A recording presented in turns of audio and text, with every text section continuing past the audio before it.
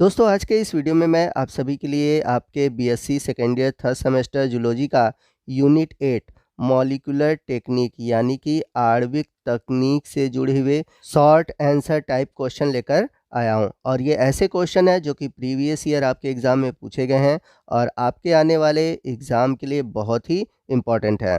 तो आपसे रिक्वेस्ट है कि आप वीडियो को ध्यान से देखिएगा और पूरा देखिएगा। तो वीडियो में आगे बढ़ने से पहले प्लीज़ अभी तक अगर आपने हमारे चैनल को सब्सक्राइब नहीं किया हुआ है तो प्लीज़ चैनल को सब्सक्राइब कर लीजिए और बगल में जो बेल आइकन है उसे प्रेस करना मत भूलिएगा, ताकि जब भी मैं इस तरह के इन्फॉर्मेटिव वीडियो अपलोड करूं उसका नोटिफिकेशन आपको मिलता रहे।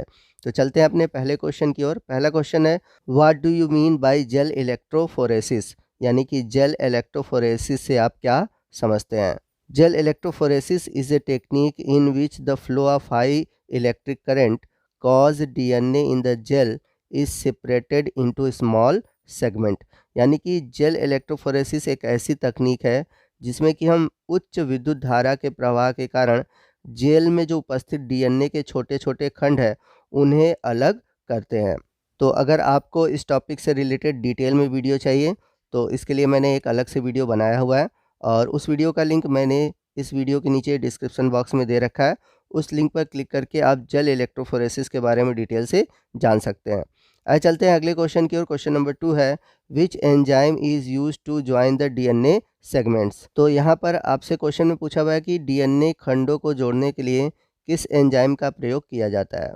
तो अगर आपने जेनेटिक इंजीनियरिंग पढ़ा होगा या फिर डीएनए के स्ट्रक्चर के बारे में पढ़ा होगा, खासकर डीएनए रिप्लिकेशन, तो वहाँ पर आपने देखा होगा कि कहीं भी अगर दो डीएनए खंडों को जोड़ना है तो उसके लिए एक एंजाइम प्रयोग किया जाता है और उस एंजाइम का नाम है डीएनए लाइगेज। तो आपसे कभी भी अगर एग्ज़ाम में पूछे किसी जगह कि डीएनए खंडों को जोड़ने के लिए किस एंजाइम का प्रयोग किया जाता है तो आपका आंसर हमेशा डीएनए लाइगेज ही होगा। तो यहाँ पर आंसर लिखा हुआ है, DNA ligase is an enzyme that is use to join DNA segment.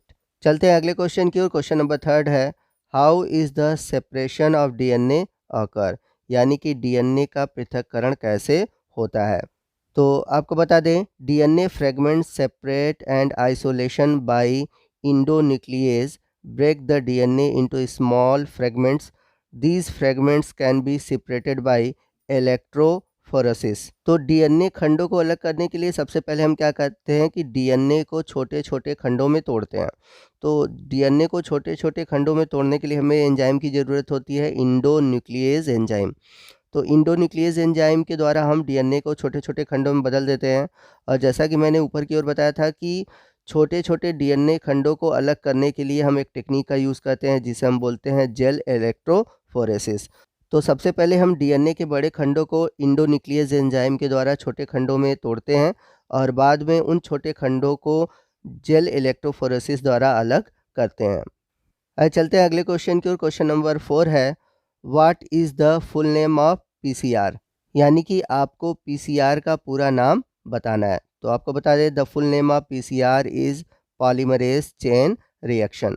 तो इसे हम पॉलीमरेज चेन रिएक्शन के नाम से जानते हैं और मॉडर्न एरा में यानी कि आज के दौर में इसे हम पीपल चॉइस रिएक्शन के नाम से भी जानते हैं। तो ये भी नाम है लेकिन आप एग्ज़ाम में पॉलीमरेज चेन रिएक्शन ही लिखेंगे, तो इस बात को आप याद रखिएगा। चलते हैं अगले क्वेश्चन की ओर। क्वेश्चन नंबर 5 है, व्हाट इज़ डीएनए मेथाइलेशन, यानी कि डीएनए मेथाइलेशन क्या होता है। DNA methylation is a biological process by which methyl group are added to a DNA molecule. The process of methylation can change the activity of a DNA segment without changing the sequence। यानी कि DNA methylation एक जैविक प्रक्रिया है जिसके द्वारा हम DNA अणु में मेथिल समूह को जोड़ते हैं। तो याद रखिएगा कि डीएनए अणु में अगर मेथिल समूह को जोड़ा जाता है तो उस प्रक्रिया को हम बोलते हैं डीएनए मेथाइलेशन। तो मिथाइलेशन प्रक्रिया में होता क्या है कि हम डीएनए के अनुक्रम को बदले बिना डीएनए खंड की गतिविधियों को बदल सकते हैं।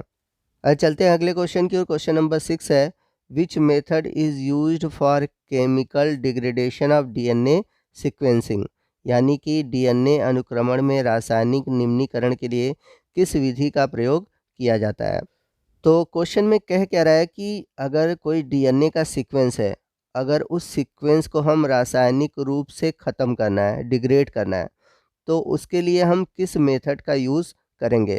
तो आपको बता दें, in DNA sequencing the Maxam Gilbert is use for chemical degradation, यानी कि डीएनए अनुक्रमण में रासायनिक निम्नीकरण के लिए मैक्सम गिलबर्ट विधि का प्रयोग किया जाता है।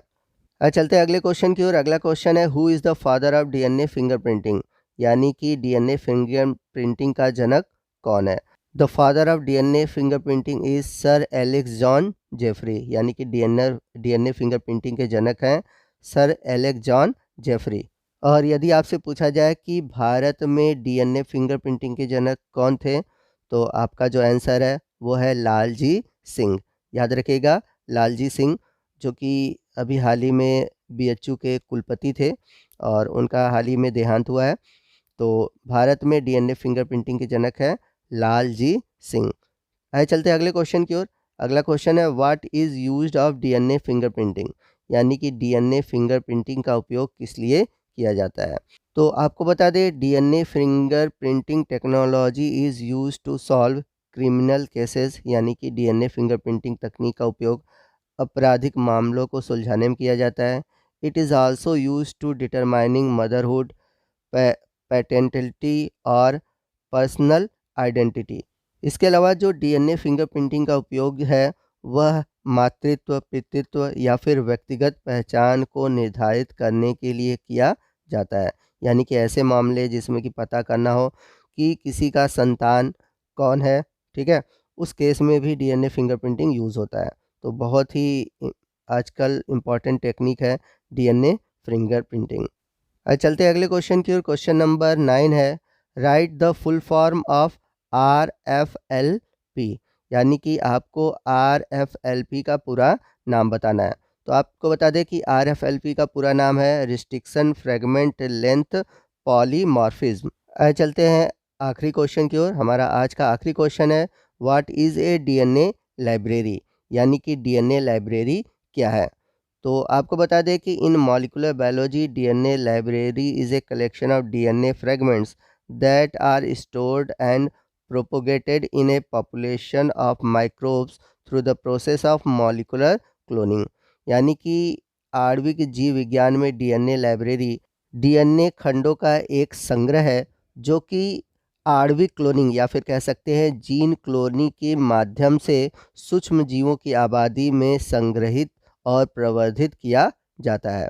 यानी कि कहने का मतलब है कि हम क्या कहते हैं, जो अच्छे नस्ल के लोग हैं, ठीक, उनके डीएनए के जो छोटे-छोटे सेगमेंट हैं, उनको संग्रहित करते हैं, ताकि हम आने वाली जनरेशन में उन डीएनए के खंडों को डालकर हम उच्च नस्ल के जीव को प्राप्त कर सकें।